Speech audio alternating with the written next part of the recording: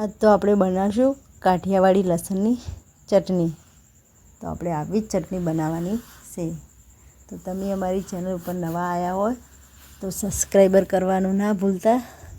જય સીતારામ, જય માતાજી.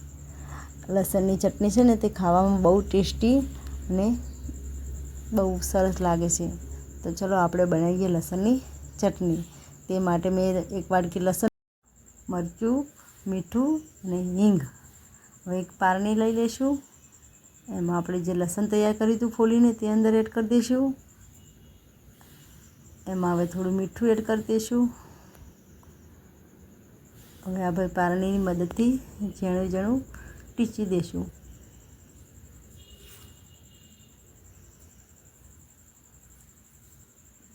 જો આપણું લસણ હવે સરસ ટીચાઈને તૈયાર થઈ જશે. આવું ઝીણું ઝીણું જ આપણે ટીચવાનું છે. જો આપણું લસણ સરસ ટીચાઈ ગયું છે. હવે આપણે છે ને એમાં જે મરચું લીધું તે અંદર એડ કરી દઈશું. 1 ચમચી જેટલું તેલ અંદર એડ કરીશું. અને હવે આપણે બધું ફળીની મદદથી મિક્સ કરી દેવું અને ધીમે ધીમે ટીચી જાવું.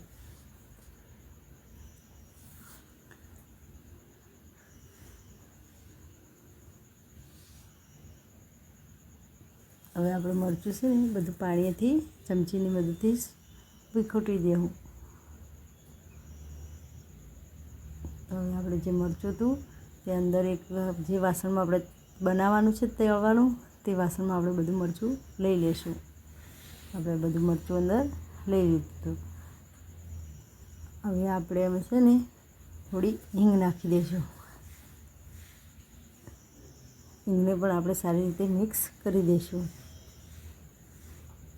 હવે આપણે એમાં 2 ચમચી બીજું તેલ અંદર એડ કરીશું. હવે તેલને પણ આપણે સારી રીતે ચમચીની મદદથી બધું મરચાંમાં મિક્સ કરી દઈશું.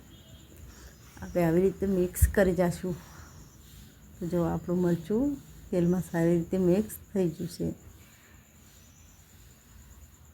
હવે આપણે ગેસ પર તપેલીને જે મરચું લીધું તે તળવા મૂકી દઈશું અને ધીમે ગેસમાંથી આપણે આવી રીતે મરચાંને શેકી જવાનું છે.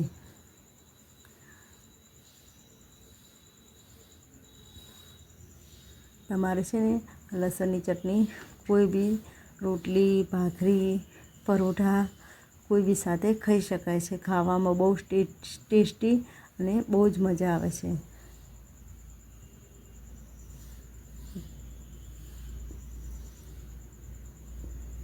અને આપણે છે ને ગેસને મીડિયમ સાઈડ રાખશું ને આવી રીતે ચમચીની મદદથી હલાવી જઈશું એટલે કે આપણું મરચું નીચે બળે નહીં તે માટે. લસણની ચટણીમાં હંમેશા આપણે લસણનું પ્રમાણ થોડું વધારે જ રાખવાનું છે.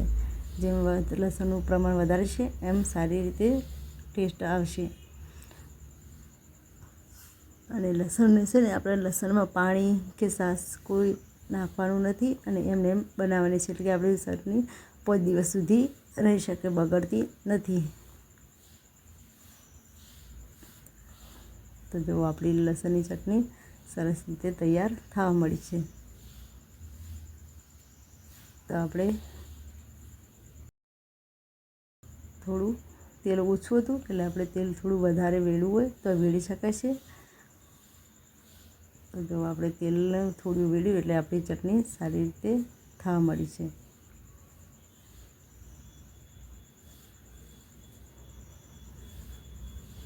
તો આપણી લસણની ચટણીઓ બનીને તૈયાર થઈ ગઈ હતી તે આપણે એક વાડકીમાં લઈ લીધી છે.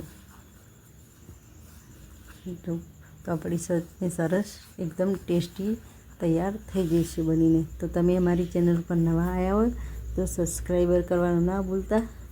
જય સીતારામ, જય માતાજી.